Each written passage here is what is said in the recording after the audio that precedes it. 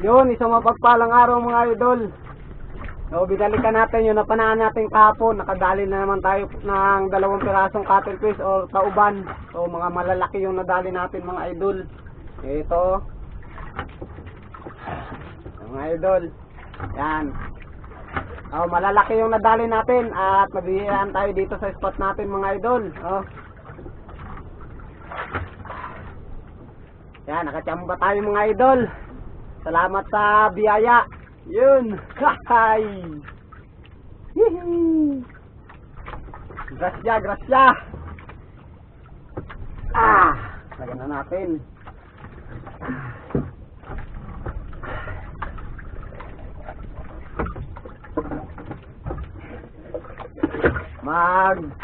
Tambay muna tayo dito, baka may mga kasama pa yan mga idol.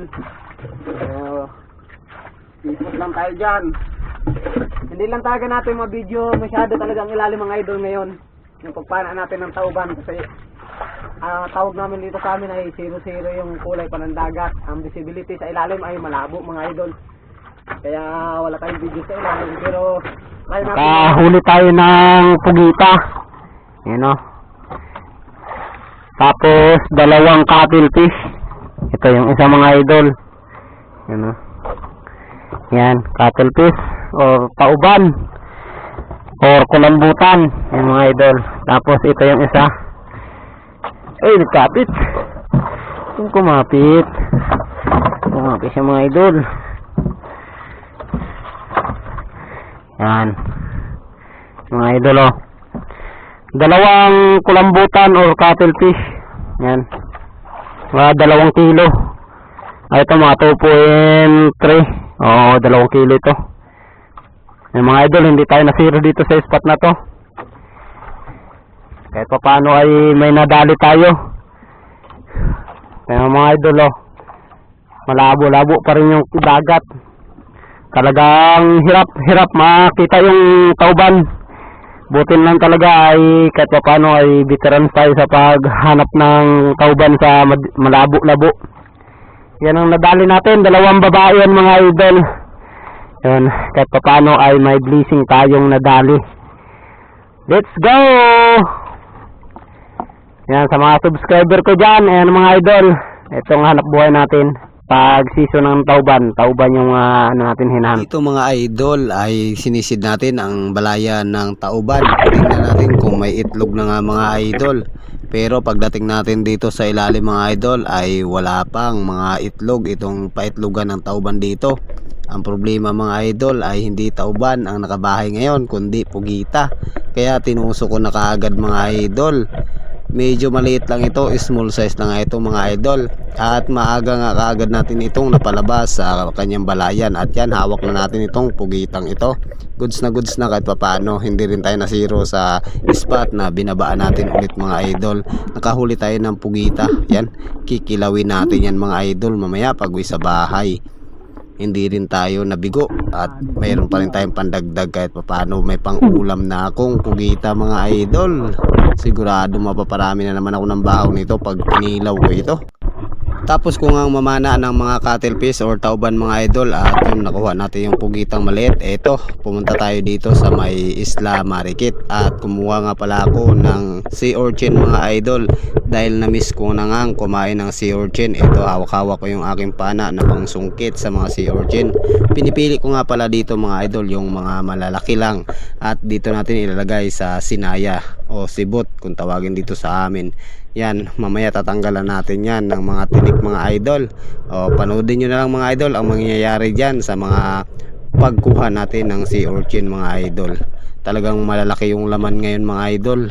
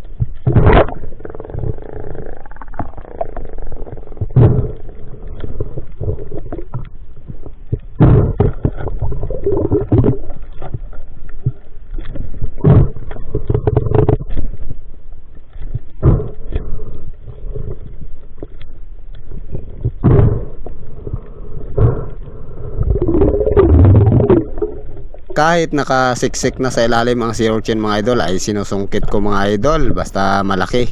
At yan, amat-amat na rin natin tinatanggalan siya ng tinik mga idol.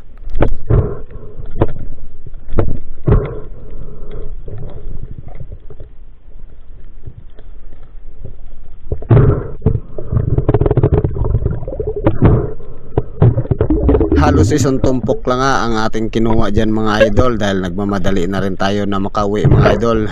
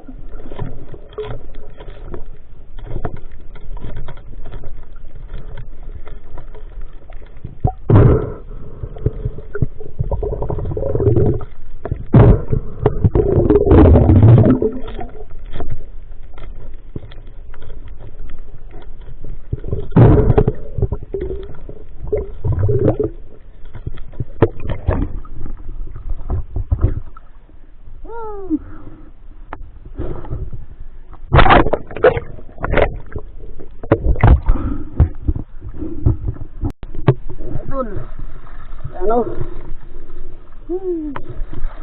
Yan mga idol, ganito ang ginagawa namin. Yan.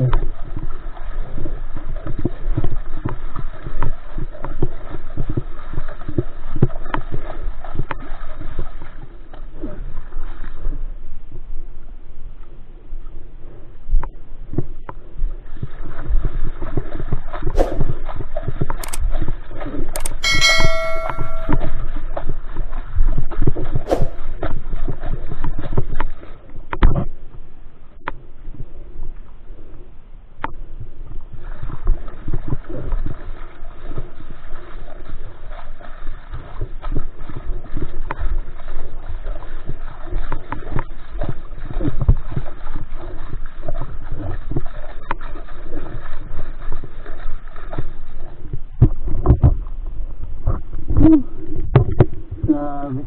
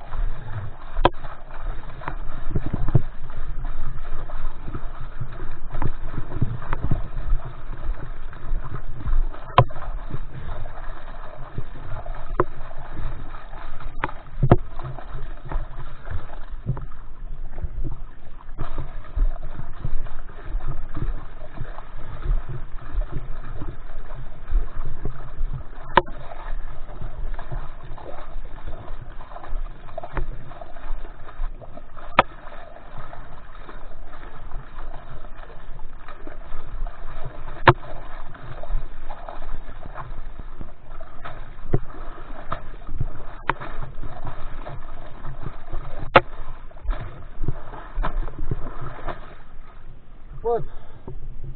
Woo.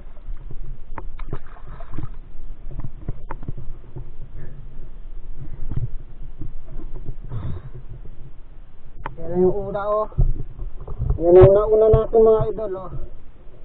Yung pangalawa.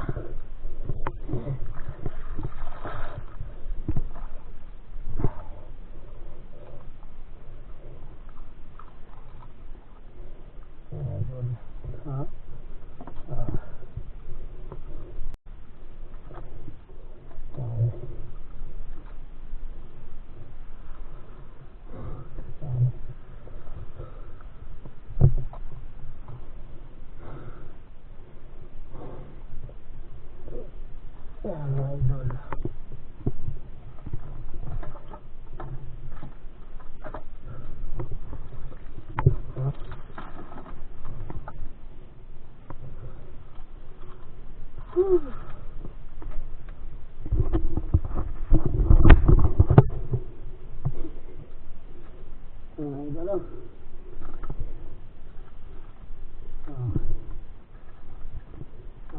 Maliliit lang mga idol pero ano to, malaman, may laman.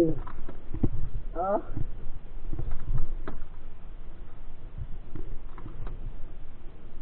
May laman.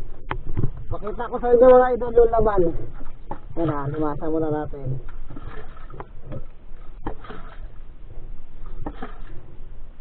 Ha?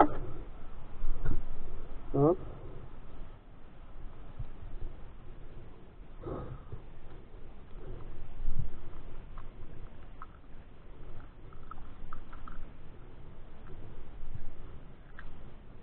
Okay. Idol oh. Aragay. Idol. Oh. Oh. Oh, full tank. Full tank. Full tank mga idol. Full tank. Oh.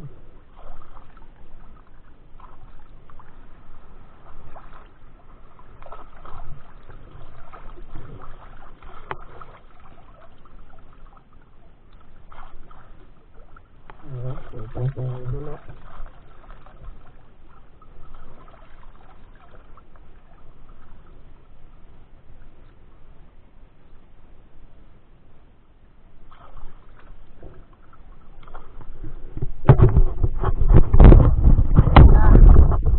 Yan laman.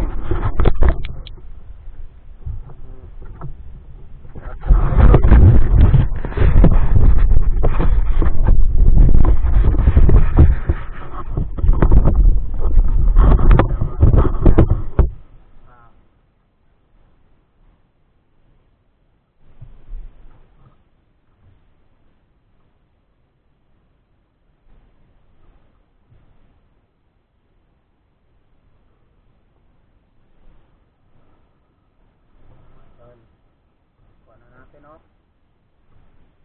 Oh.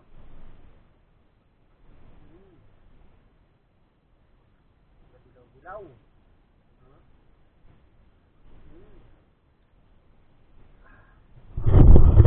Mga idol oh. Oh. Bukasan natin dagat. Mga idol. Grabe kasarap. Yan mga idol, update tayo, uwi na tayo. Eto na mga idol. Yan. Mga laman ng sea urchin mga idol or tuyom. Ayan o. Nilagyan natin ng ano, lemon setu. Yung mga idol. Yan o. Tingnan nyo mga idol ha. Grabe kaswabe. Uy. Okay o.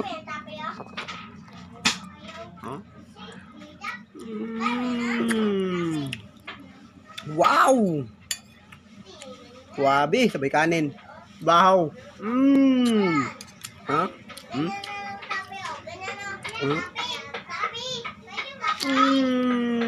Grabe, oy. Pagkalami.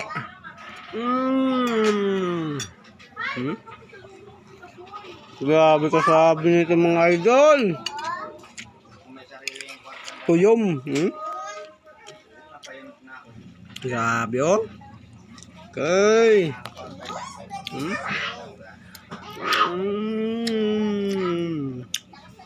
Wow. Grabe.